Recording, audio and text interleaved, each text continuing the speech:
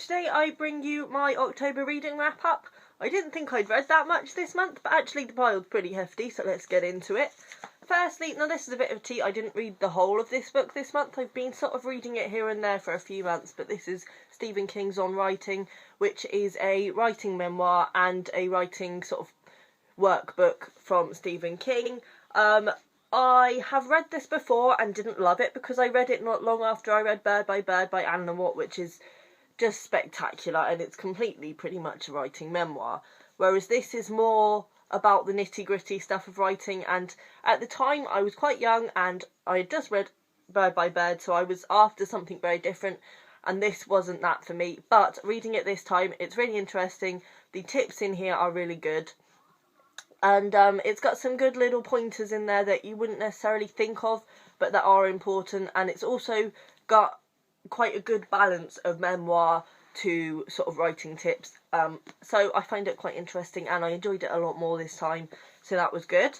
Then I read Revolution by Russell Brand. I used to love Russell Brand. When I was a teenager, I used to think he was amazing. I've been to see his one of his practice gigs, which was hilarious, and I thought he was excellent.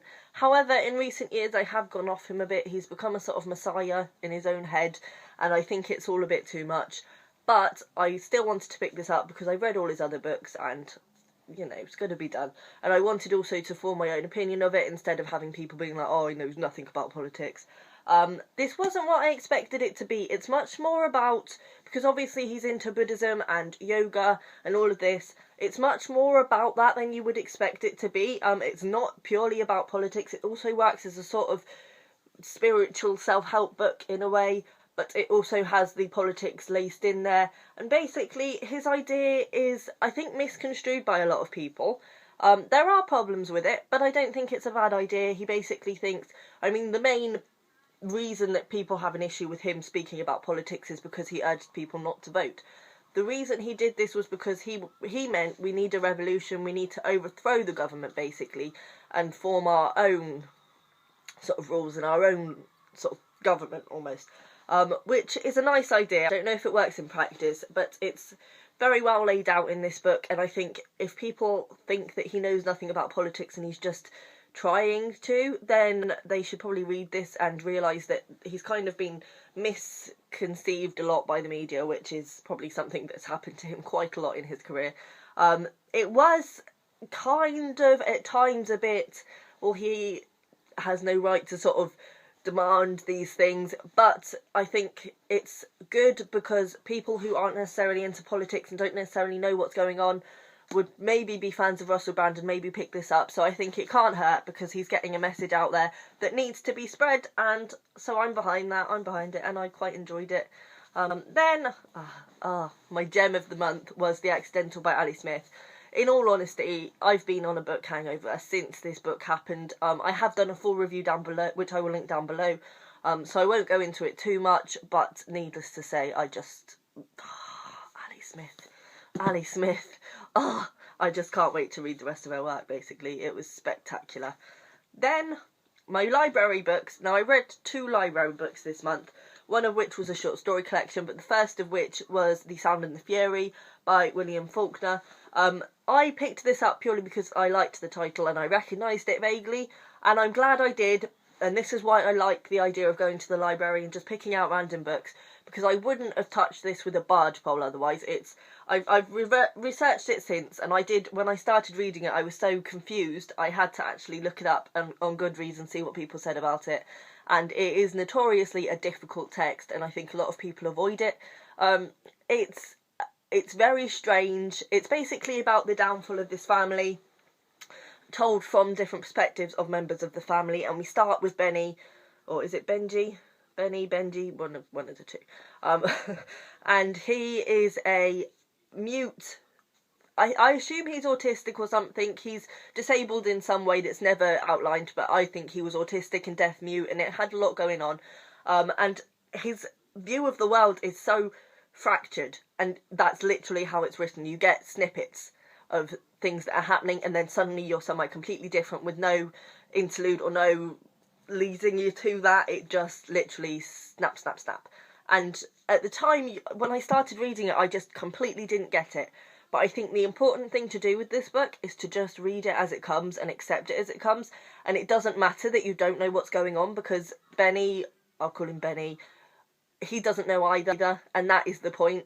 I think it was a gutsy move to start with his section, because it is the hardest section to read, but I also think it was a good idea because it gets us a very brief snapshot of all the characters and a very broad overlook of what's going on, and then in the following sections we sort of go further into it and get to know more. I would say it's not as difficult as people think. I think it's just about how you read it. There's no plot per se, don't look for a plot, just read it and accept it. And because the writing is beautiful, it doesn't matter that there is no semblance of a plot, really. It just is nice writing, and it's very poetic.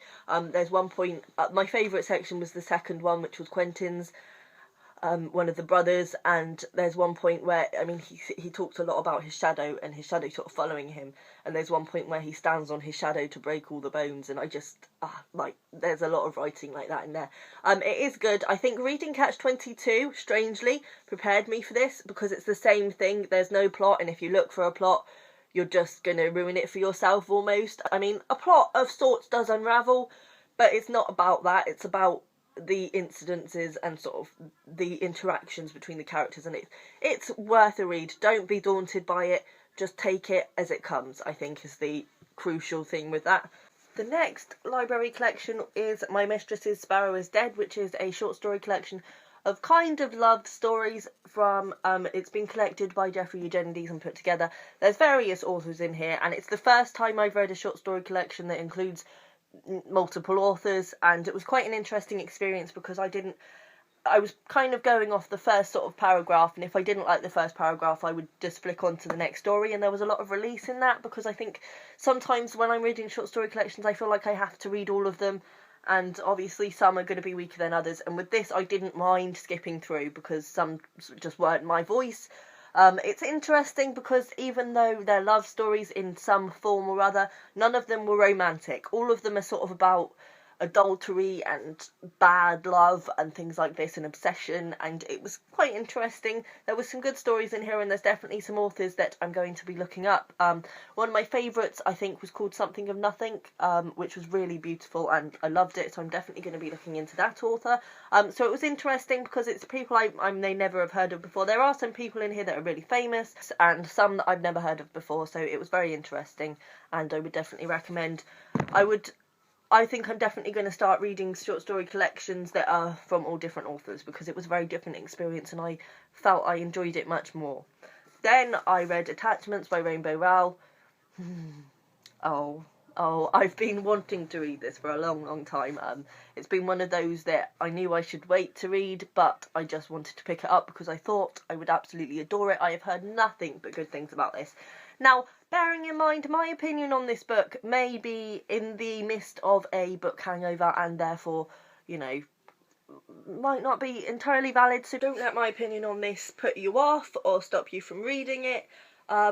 Basically, first an overview. This is about it follows an email conversation between two women in an office and a man. I can't remember his name. I'm awful at names. So Beth and Jennifer are the ones that are emailing, and Lincoln is the man who has been hired by the office to go in and review the emails that flag up with sort of keywords and to check that nobody's like watching naughty stuff online in company time or having inappropriate conversations or whatever.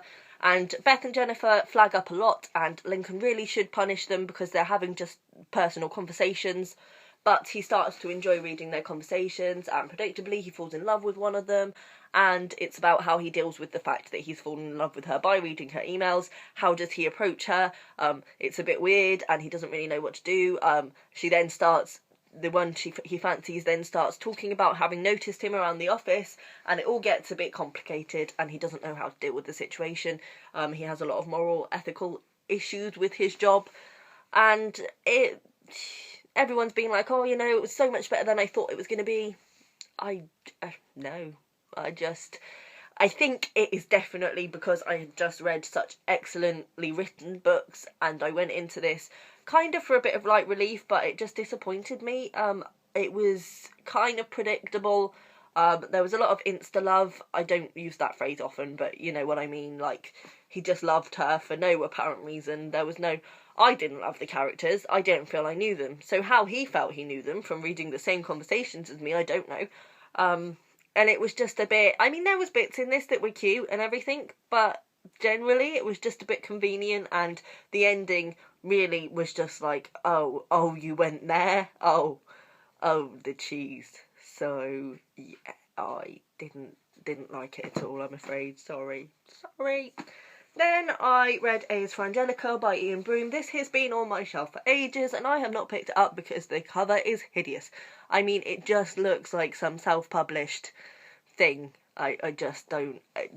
I can kind of understand why, having read it, but you should be drawn to a cover immediately, not have to read the book to get why the cover is so hideous. So yeah, didn't love the cover. But I finally picked it up, and I have to say I'm quite glad I did. It was okay.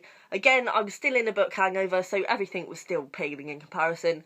This is about a man called, again with the names, Gordon, who is quite a strange character, and I don't want to say too much about this because there's something that's not necessarily a twist. I mean, it even says it on the blurb, but going into it, I kind of forgot about that, and so it was a really nice touch when it came out, because it had quite a touch of the unreliable narrator. So I won't say too much other than to say that Gordon is a strange and quite socially awkward man who has taken to watching his neighbours and making file notes on each of them about what they do at what time, what's going on in their lives. He knows more about them than sort of their partners do generally, and she's just a bit strange. And Angelica moves in next door, and she sort of starts getting into his life, and she sort of gets under his skin.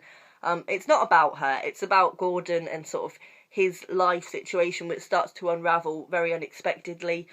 Gordon doesn't necessarily tell us everything as it is. He doesn't lie, but he leaves out a lot of information that he probably doesn't think is relevant, but that really is. And it's interesting to see how that story unravels. The ending was a bit meh for me. It was kind of left open. I mean, it was implied what happened. And at the end you realise that Gordon's not a nice guy. He's really not a nice guy. And, yeah. But it was good, it was okay. It was Ian Broom's first novel, so I definitely think it was a good debut. I just wish they'd given it a better cover.